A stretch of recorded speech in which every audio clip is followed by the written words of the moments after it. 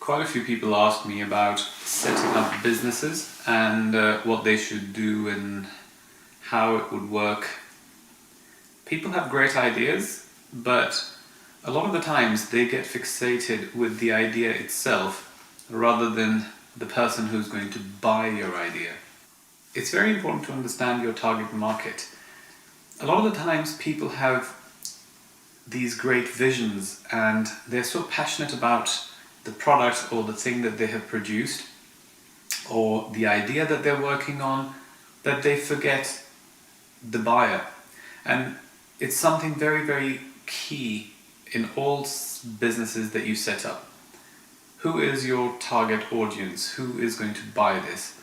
There are a number of people who have this misconception that if you can find a product or a service to sell to the rich, you are going to become successful and wealthy yourself very quickly. First thing I would like to raise is rich people become rich because they're not stupid. So selling something to someone who's rich and successful and has already made it in this world is much harder than selling it to some fool who doesn't know what they want. The other thing that people always ask me is about their products being very niche and very specific and they want to create high-end. Again, going back to the point, if you want to create something that's high-end and it's really amazing, you want to sell it at a very high price, you need to know why a rich person with all that money and access to big brands would come and buy your product when you're someone who's just starting up. So all those things are very key. You need to sit down and think about why would anyone buy your product, and have a chat with your friends and family and people who are not so passionate about it, because when you're very passionate about things, you end up creating reasons why people should buy your product. And creating reasons in your head is not the same as reality. So to start off with, figure out who's going to buy your product or service. Second thing is figure out who your competition is in the marketplace. And again, don't get worried about the competition so much, because everyone has some sort of a competition. If someone's already doing something that you are doing and you're doing it differently and better, and you have the right understanding of attracting your customers and the target audience to get your product known, you will succeed over the other person. Also, your differentiating point is very important. So the unique selling point, that is called USP. It's very important to know why would someone buy your product as opposed to the next guy who's doing the same thing. I don't want to go into specific details because that may give away the people that have come to me for advice, and I don't want them to feel embarrassed if they watch this video. But I've had examples of where people have come up and said, I saw so and so, someone very rich and famous, and on TV, and they are interested in buying these things and this is what they have, and I'm going to produce something that these people would buy. There's so many people who think that because person X with, I don't know, a net worth of 1 million or a net worth of 10 million is going and buying something from a brand like Hermes or Ralph Lauren or Louis Vuitton or, I don't know, Prada, then they would buy my product as well because they have the buying power. You don't have the same marketing machine behind you. You don't have the same technology, the media, the name of the brand being around for many, many years.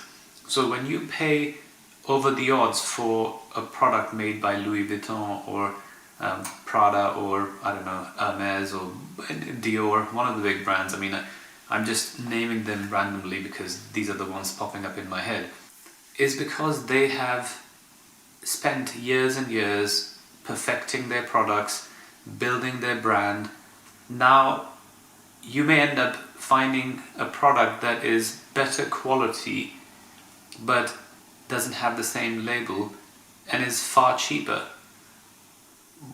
The trouble is, people's psychology works in a way that we tend to gravitate towards certain brands, and we think because it is made by Burberry, this trench coat has to be good. There's another brand called Aquascutum that does equally good trench coats for half the price pretty much. They don't sell as many because people go for the brand. So if your brand is not well known, you cannot set a price point that is aimed at the rich and famous, because they're not going to buy your product unless you give it to one of their peers or people from that group for free, who then wear it and the word gets around and people think, wow, this is an amazing thing, we should buy it. So what I'm trying to say is create the right price point for your product, otherwise people are not going to buy it. I don't know if I can sell this cat. He comes in every video and annoys me. So maybe I should just put him as an Hermes or a Prada cat and sell him. I've had him for 16, 17 years. He's my baby, but he's very spoiled. Right. Now, talking about something that I've raised in one of my previous videos, where I was saying if you are against the rich, what should you do to defeat the rich? And I made a point about people's buying power. And many of the new comers to the marketplace, people who are creators and inventors and selling products and services, they instantly look at the super rich and think, this is where I'm going to go and sell my product and make money. No, in my opinion, it's the wrong approach. Unless you have something so unique and so amazing, and you have a couple of celebrities or some important people that can wear or use your product or service, and as a result, it's going to go viral. Otherwise, you're just going to spend a lot of money creating something that is overpriced and your product's going to fail. What you should do is aim something at the masses, because as I said before, the masses are stupid and they go out and spend money on things that are worthless and useless. So if you take off with the masses, you will make a lot of money quickly. Once you've made that money, you can then invest that money into a niche, better, different, high-end product. So you have some capital that you have earned through your hard work, through a business, rather than putting your own money into something and risking a failure.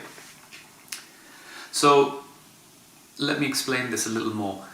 To put things into perspective and to create a clearer understanding of what I'm saying, let's use $100 as an example and 100 people. Let's assume that 97% of those people are willing to spend $1 on something, and 3% of that population is willing to spend $10 for that same item. So 3%, the rich, have 10 times more buying power than the rest of the population. Of course, the 97% has a different level of buying power, but we're just going to normalize them at $1 discussion. So if you have a product that sells for $1 and you sell it to 97 people, you've just had a revenue of $97. You sell the same thing for $10 each to the rich, your revenue is $30. So by selling it to the masses, you can make more money. An example of this is Aldi and Lidl. Two of these German supermarket, they're not very super, but they're just market chains. The owners of those are, I think, are two brothers who are one of the richest people in Germany.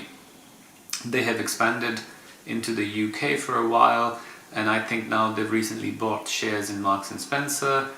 So what I'm trying to explain is that shops like Waitrose, which is the top-end, high-end supermarket in the UK, is constantly struggling because its products are aimed at the rich, whereas Aldi and Lidl is aimed at the normal, average, everyday people with low income. They are more likely to go and buy things that are not necessary and waste their money. Also, what you do is you reduce your profit margin and sell way too many. That way you make more money. So the term used in the marketplace is pile them high, sell them cheap. So have lots of them, sell them cheap. You're going to sell more products and make more money. If you have smaller amounts with a big profit margin, you're less likely to sell because people will buy cheap stuff. I mean, if you look at our own behaviors and the way we act on our phones, for example, if you look at the app stores, if you see something that costs 99 cents, you are likely to buy it. If it doesn't work, you've lost $1, just delete it. But if you had to pay $8 or $9 or $10 for a product, you're more likely to pay attention to and do some research and see what it is. Even though, if you think about it, you might go out and buy fast food or something for $10 and it may be absolutely awful and you throw it in the bin and you won't think about it. But you wouldn't do that with an app.